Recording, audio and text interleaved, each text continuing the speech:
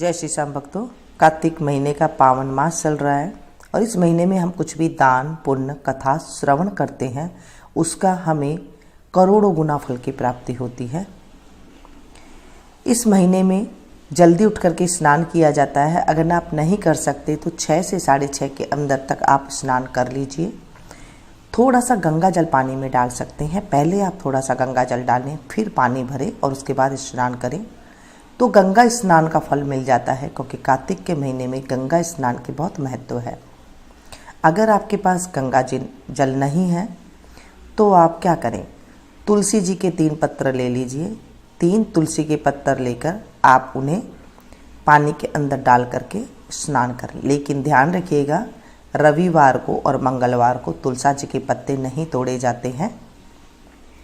आप इन्हें उठा करके रख सकते हैं, क्योंकि तुलसी जी के पत्ते 7 दिन तक अशुद्ध नहीं होते हैं, खराब नहीं होते हैं। उन्हें आप किसी तरह फ्रिज में या तो स्टोर करके रख ले या बाहर रख ले, वो पत्ते आप यूज में ले सकते हैं। अगर आपके घर में तुलसी जी के पत्ते भी नहीं हैं तो आप तांबे का एक लोटा ले लें, उसमें रात भर पानी भर के रख दें और उस पानी को आप डाल दें, तो वो भी आपका गंगा जल माना जाता है, पवित्र जल माना जाता है। ऐसे करके आप स्नान कर सकते हैं। सुबह सवेरे आप स्नान करने के बाद उसके बाद कथा अवश्य सुने। अगर आप व्रत कर सकते हैं तो बहुत अच्छी बात है, अगर नहीं कर सकते हैं तो आप कथा का श्रवण जरूर करें, इससे अमोघ फल की प्राप्ति होती है। बोलिए विष्णु भगवान की जय। आज हम 5वां अध्याय का श्रवण करेंगे। श्री कृष्ण गोविंद हरे मुरारी, हे नाथ नारायण वासुदेवा। श्री कृष्ण गोविंद हरे मुरारी, हे नाथ नारायण वासुदेवा। पृथु बोले, हे मुनि, तुमने कार्तिक का महाफल वर्णन किया है, अब महीनों के स्नान की विधि और नियम कहिए। नारद जी बोले, हे राजन, तुम विष्णु के अंश से उत्पन्न हुए हो, तुमसे कोई बात छिपी नहीं है। तथापि मैं नियम का वर्णन करता हूँ। अश्विनी मास के शुक्ल पक्ष की एकादशी से सावधान होकर कार्तिक के व्रतों को प्रारंभ करें। पहर रात्रि रहे तब प्रतिदिन उठें और जल का पात्र लेकर ग्राम से बाहर उत्तर दिशा को जाए। जनेऊ को कान पर चढ़ाकर उत्तर को मुख करके भूमि पर तीर्ण बिछाएं और सिर पर कपड़े से ढक लें। मुख को बंद कर थूकना और श्वास लेना बंद करके मल मूत्र का त्याग करें। जो रात्रि हो तो दक्षिण को मुख करे। जो मल मूत्र द्वारा शरीर की शुद्धि और जो मुख शुद्धि नहीं करते हैं उनके मंत्र फलदायक नहीं होते हैं, इसलिए दातुन करना उचित है। दातुन लाते समय वृक्ष से कहे कि हे वनस्पति, हमको आयु, बल, यश, तेज, संतान, द्रव्य, वेद पाठ की शक्ति और बुद्धि दे। इस मंत्र को पढ़कर गूलर आदि किसी दूध के वृक्ष की 12 अंगुल लंबी दातुन लावे। व्रत के दिन ऐसा ना करें। प्रतिपदा, अमावस्या, नवमी, षष्ठी तिथियों और सूर्यवार तथा चंद्रमा सूर्य ग्रहण के दिन दातुन ना करें। कटेरी, संभालू, कपास, पीपल, वट, अरंड और गंधहीन वृक्षों की दातुन ना करें। अब तो दातुन है नहीं है, मंजन चले हुए हैं, तो मंजन में ऐसी कोई बात नहीं है, दातुन में ये बातें लागू होती है। तदनंतर विष्णु और शिव के मंदिर में प्रसन्नता और विधि पूर्वक पुष्प, गंध, तांबुल ले जाएं। मां भगवान की पाद्यादि से स्तुति करके नमस्कार करें और भजन गावें। देवालय में भजन कीर्तन करने वाले विष्णु स्वरूप होते हैं। वहां पर जो भी भजन कीर्तन करते हैं और जो कथा सुनाते हैं वो विष्णु स्वरूप होते हैं। जैसे सतयुग आदि के तप, यज्ञ, दान आदि भगवान को तुष्टि देने वाले हैं, वैसे ही कलयुग में भक्ति पूर्वक भजन कीर्तन मोक्ष देने वाले होते हैं।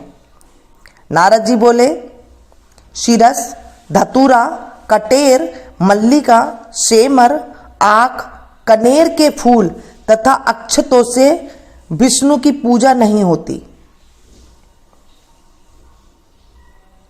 अगर इन फूलों से विष्णु की पूजा करते हैं तो घर में दरिद्रता आती है और रोग आते हैं।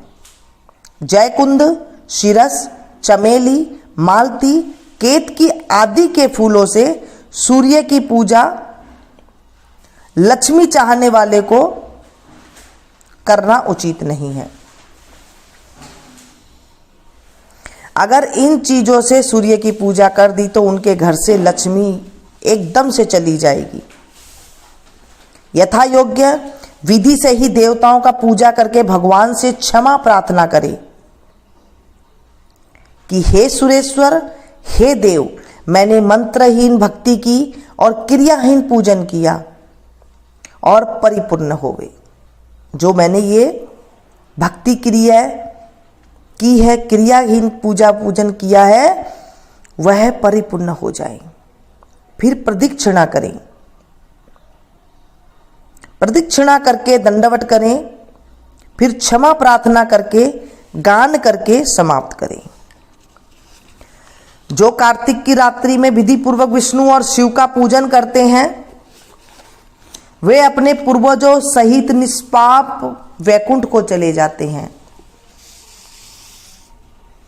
कार्तिक का महीना बहुत ही अमोघ महीना है। इसमें पूजा पाठ करने से हमारे जीवन में करोड़ों गुना फल की प्राप्ति होती है। घर में सुख शांति आने लग जाती है। जिनके धन नहीं है उनके घर में धन आने का रास्ता मिल जाता है। जो रोगहीन है उन्हें रोग से दूर, उनके शरीर से रोग दूर हो जाता है। और जिनका स्वभाव कर्कश होता है उनके स्वभाव में निर्मलता आ जाती है। बोलिए विष्णु भगवान की जय।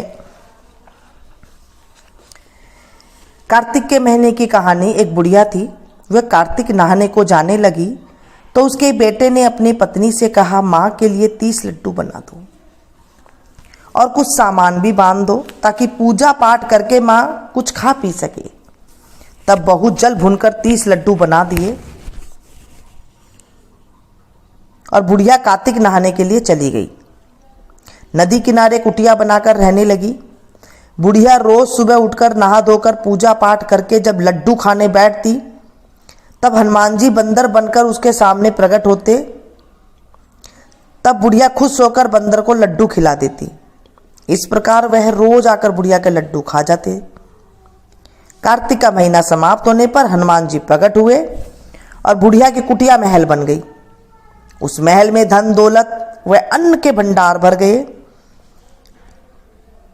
बुढ़िया निरोगी हो गई और वह बहुत धूमधाम से अपने बेटे के पास धन दौलत लेकर आई। तब बहू कहने लगी, अगली कार्तिक में मैं भी अपनी मां को नहलाऊंगी। कार्तिक का महीना आया। उसने खूब सारा घी मेवा डालकर लड्डू बनाए। उसने 30 लड्डू अपनी मां के लिए बांध दिए और मां कार्तिक नहाने चली गई। वह रोज सुबह उठकर लड्डू खाने बैठ जाती। तब हनुमान जी उसके सामने बंदर बनकर आते तो वह उन्हें पत्थर मारकर कहती, मेरा पेट तो नहीं भरा, तुझे कहां से दे दूं।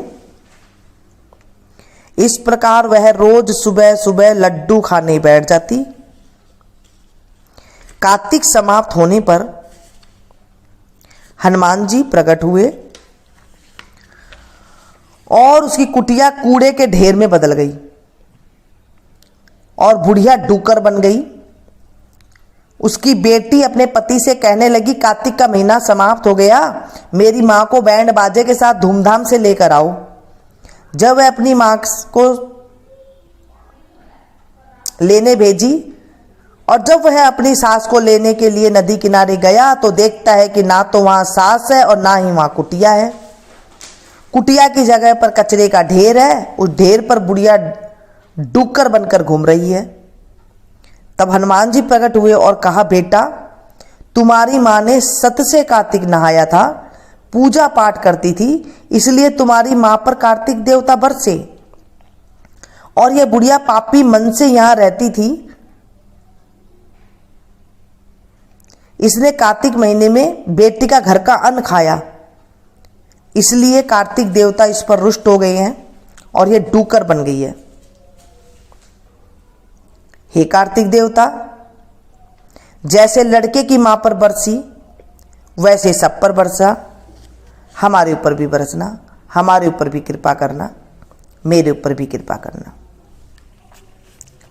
और इस कहानी कहते वक्त अगर मेरे से कोई भूल चूक हो गई हो तो मुझे माफ करना। इस कहानी को जो कहे, सुने, सुनाए, हुंकारा भरे, उसकी भी मनोकामना पूरी करना। जय बोले विष्णु भगवान की जय। कार्तिक के महीने में विष्णु भगवान का आरता जरूर गाना चाहिए।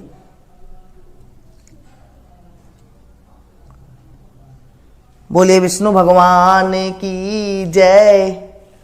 शांताकारं भुजगशयनं पद्मनाभं सुरेशं विश्वाधारं गगनसदृशं मेघवर्णं शुभांगं लक्ष्मीकान्तं कमलनयनं योगविद्यारनगम्यं वन्दे विष्णुभवहरं सर्वलोकैकनाथं।